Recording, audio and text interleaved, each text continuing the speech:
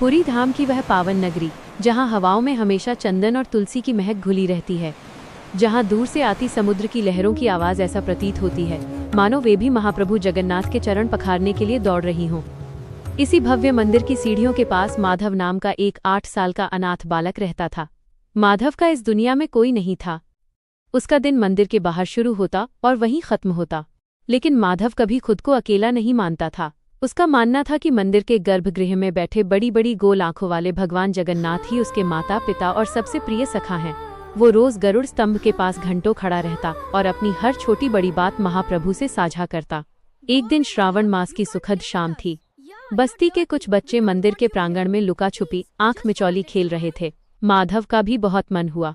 वो दौड़कर उनके पास गया और बोला, क्या मैं भी तुम्हारे साथ खेल सकता हूँ? बच्चों ने उसके फटे पुराने कपड़े देखे और उसे धक्का देते हुए कहा, चल हट यहाँ से, हम तेरे जैसे भिखारियों के साथ नहीं खेलते।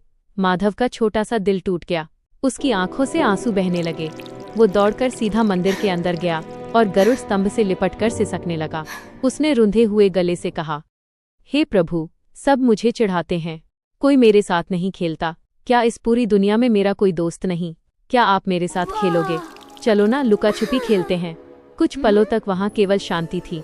अचानक माधव को अपने पीछे घुंघरुओं की मीठी सी रुंझुन सुनाई दी। साथ ही अष्टगंध और चंदन की एक बहुत ही मनमोहक सुगंध हवा में फैल गई।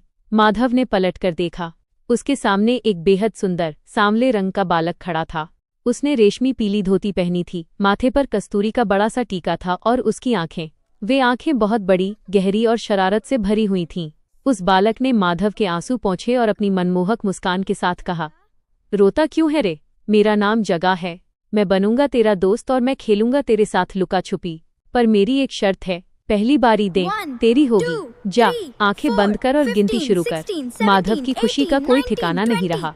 उसने तुरंत गरुड़ स्तंभ से अपना चेहरा टिकाया, आंखें जोर से भींची और गिनती शुरू की। 1, 2, 10, 50, 99 और 100। मैं आ रहा हूँ जगा। माधव ने आंखें खोली और उत्साह से अपने नए दोस्त को ढूंढने लगा। वो सबसे पहले दौड़कर आनंद बाजार गया, जहाँ भगवान का महाप्रसाद बनता है। उसने सोचा जगा शायद वहाँ कुछ खा रहा होगा, पर जगा वहाँ नहीं था। फिर वह भागकर कल्प वृक्ष के पीछे गया, पर वहाँ भी कोई नहीं था।